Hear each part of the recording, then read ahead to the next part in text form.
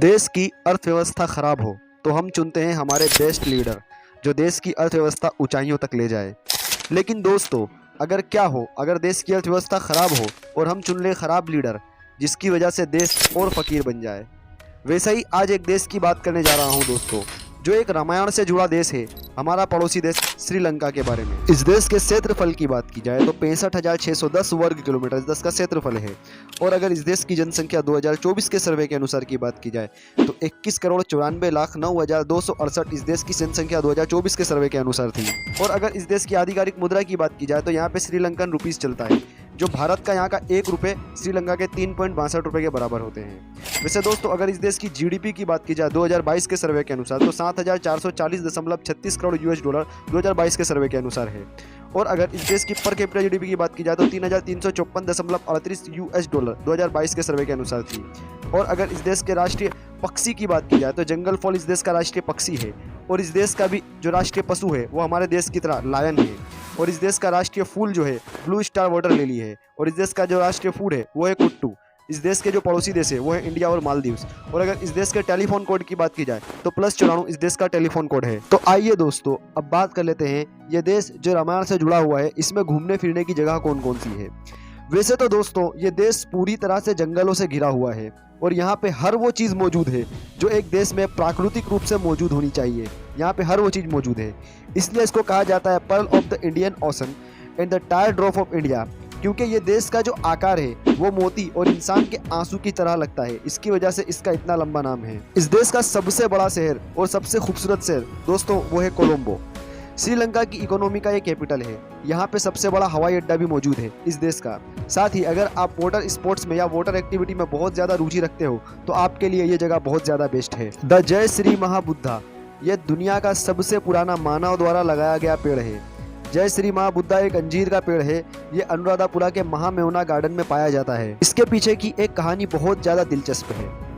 भारत में 2600 साल पहले भगवान गौतम बुद्ध ने निरंजना नदी के खिलाफ बैठकर बहुत घोर तपस्या की थी, जहाँ से उन्हें ज्ञान की प्राप्ति हुई थी। दोस्तों, वो पेड़ के खिलाफ बैठ के इन्होंने तपस्या की थी और वही पेड़ को काट कर श्रीलंका लाया गया था और उसे यहाँ उगाया गया। राम सेतु जो श्री राम ने श्रीलंका तक पहुंचने के लिए बनाया था, जो पानी पे तैरते हुए पत्थर है दोस्तों, वो भी यही देश में आया हुआ है। यहाँ पे प्राचीन मंदिरों का अंबार है जो भारत से जुड़ी हुई सारी चीज़ों को दर्शाता है। यहाँ पर कई ऐसे मठ भी मौजूद है जहाँ महात्मा बुद्ध के दांत रखे गए हैं दोस्तों। और यहाँ के लोग इसे बहुत ज़्यादा ही सम्मान पूर्वक देखते हैं और इसके खिलाफ सुनना कुछ भी पसंद नहीं करते दोस्तों। इस देश के अंदर एक ऐसा झरना भी मौजूद है जहाँ पर सीता जी की यादें जुड़ी हुई है।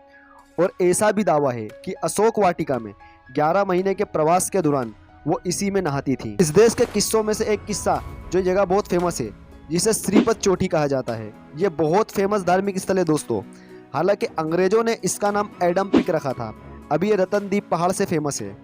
यहाँ पर महादेव शंकर के पैर के निशान हैं, जिसकी वजह से इसे शिवानोली पदम भी कहते हैं। लेकिन वहीं कुछ लोग का ऐसा दावा है कि ये भगवान बुद्ध के पैरों के निशान है दोस्तों। वैसे कई लोगों का यहाँ पे ऐसा मानना है कि रेगला के जंगलों के बीच रावण की गुफा आज भी मौजूद है, जहाँ पे उसने घोर तपस्या की थी दोस्तों। और यहाँ पे उसका आज भी सब सुरक्षित रखा हुआ है। और ये रावण की गुफा 8000 फीट ऊंची है, जो काफ़ी अपने आप में चौंका देने वाली बात है। इस देश को 3 बार गुलाम बनाया जा चुका है। 1505 में इसको पुर्तगालियों द्वारा गुलाम बनाया गया, 1698 में डच द्वारा, 1796 में ब्रिटिश द्वारा और 1948 में ये देश इंडिपेंडेंस हुआ। इस देश का जो प्राचीन नाम था वो था सिलोन। और 1998 में इस देश का नाम श्रीलंका रखा गया। इस देश की पहली राजधानी थी, जो प्राचीन समय की राजधानी थी, वो है अनुराधापुरा। लेकिन फिलहाल की राजधानी कोलंबो है। और इस देश की जो आधिकारिक राजधानी है वो जयावर्धनपुरा कोट्टे है। जी हाँ दोस्तों, इस देश की 2 राजधानियां हैं। शुरुआत में मैंने नेता के बारे में कहा था। जी हाँ दोस्तों, अगर आप नेता चुन रहे हो तो ढंग का चुने, क्योंकि बात हमारे देश की हो जाती है। ये देश बर्बाद हुआ, उसके पीछे का कारण क्या था? इसे तो बहुत सारे पॉलिटिकल कारण हैं, लेकिन उनमें से सबसे मेन पॉलिटिकल कारण जो निकल के आता है वो है धार्मिक। जी हाँ दोस्तों, यहाँ पे धर्म को लेके बहुत ज़्यादा ही दंगे हुए, जिसमें सबसे पहला दंगा हुआ भारत और श्रीलंका को लेकर। ये पहला दंगा कैसा था पता है? यहाँ के तमिल लोगों के साथ जानवरों की तरह बर्ताव किया जाता था, क्योंकि वो लोग सारे हिंदू थे और वहाँ पे हिंदुओं को इतना ज़्यादा महत्व नहीं दिया जाता, खासकर तमिल हिंदुओं को। और यहाँ की आधी से ज़्यादा पॉपुलेशन बौद्ध है। यहाँ की सरकार ने एक कानून लाया जिसके अंदर जो तमिल हिंदू थे उनके साथ बहुत बुरा व्यवहार हुआ, जैसे कि यहाँ पे नागरिकता ही खत्म कर दी थी। और इसके अलावा एक बार यहाँ पे चर्च में धमाका हुआ, जिसकी वजह से यहाँ पे बहुत सारे क्रिश्चियन मारे गए, जिसमें से विदेशी भी शामिल थे। और पूरी दुनिया को ये बताना पड़ा कि ये किस तरह धमाका हुआ, और लास्ट में ये लोगों ने मुसलमानों पर आरोप थोप दिया और इस देश में हिजाब बैन हुआ। बस ये धार्मिक लड़ाई को लेकर ये देश को आधे से ज़्यादा बर्बाद होने में टाइम नहीं लगा दोस्तों। ये देश को लोग अनसेफ कंट्री मानने लगे और बहुत से टूरिस्ट ये देश में आना बंद कर दिए, और भी ये देश को बहुत तगड़े नुकसान हुए। उदाहरण के तौर पर आप ये बात का अंदाजा लगा सकते हो, ये देश में कॉलेज, स्कूल सब कुछ बंद करवा दिया गया और कई दिन तक तो पेट्रोल की सुविधाएं भी बंद हो गई। ये देश की जो मुद्रा है कमज़ोर होने लगी, और उसके बाद ये देश काफ़ी ज़्यादा कर्जे में डूब चुका था, क्योंकि कर्जे में डूबने की वजह से मुद्राएं कमज़ोर होती हैं दोस्तों, और ये कर्जा चुका नहीं सकता, जिसकी वजह से ये देश की हालत बद से बदतर होती गई। और यहाँ पे बहुत बड़े पैमाने पर दंगे हुए, फसाद हुए, और प्रदर्शनकारियों ने राष्ट्रपति भवन और प्रधानमंत्री भवन ये दोनों पर कब्जा जमा लिया, और इसके बाद प्रधानमंत्री और राष्ट्रपति दोनों से कहा कि देश से इस्तीफा दो। दोस्तों फिलहाल अभी ये देश की हालत तो ठीक है, लेकिन इतनी भी ज़्यादा ठीक नहीं है। और अभी फिलहाल का इनका जो बाप है वो है चाइना। अभी इनके चाइना से अच्छे रिश्ते चल रहे हैं, हो सकता है वो भी इन पे कब्जा कर ले। ये देश के एक रोचक तथ्यों में से एक ये तथ्य है दोस्तों, अगर आप ये देश जाते हो तो आप अगर अपना सर आजू बाजू में हिलाओगे तो इसका मतलब होता है हाँ, और वहीं अगर ऊपर नीचे हिलाओगे तो इसका मतलब होता है ना। ये बहुत बड़ा कंफ्यूजन है देश में। वैसे तो मोबाइल को अलग अलग जगह से अलग अलग नाम से पुकारा जाता है। इस देश में मोबाइल को कहा जाता है सेलफोन की बजाय सेलटेल, और अगर कोई स्मार्ट बंदा है, क्यूट बंदा है, तो उसको कहा जाता है मचान। ये देश को हाथियों का देश कहा जाता है, क्योंकि यहाँ पे हाथियों की संख्या बहुत ज़्यादा है। यहाँ 20,000 से ज़्यादा हाथी है।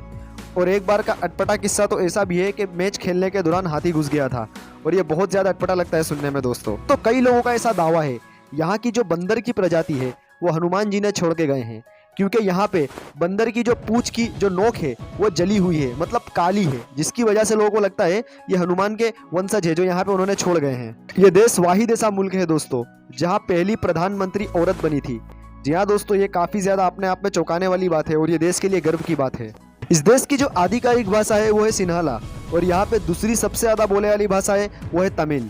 यहाँ का जो आधिकारिक धर्म है वो है बुद्ध, हिंदू, मुस्लिम, यहाँ पे सभी लोग रहते हैं। दोस्तों यहाँ का जो लिटरेसी रेट है वो है 92%। तो दोस्तों ये थे श्रीलंका के कुछ रोचक तथ्य। यदि आपका कोई प्रश्न हो तो आप कमेंट बॉक्स में पूछ सकते हो, मैं उसका उत्तर अवश्य दूंगा। अगर आप चैनल पर नए हैं तो चैनल को सब्सक्राइब करें, वीडियो को लाइक करें तथा अपने मित्रों के साथ इस वीडियो को शेयर करें, और हमें इंस्टाग्राम पर फॉलो करें। आपका बहुमूल्य समय देने के लिए बहुत बहुत धन्यवाद। मिलते हैं अगली वीडियो में।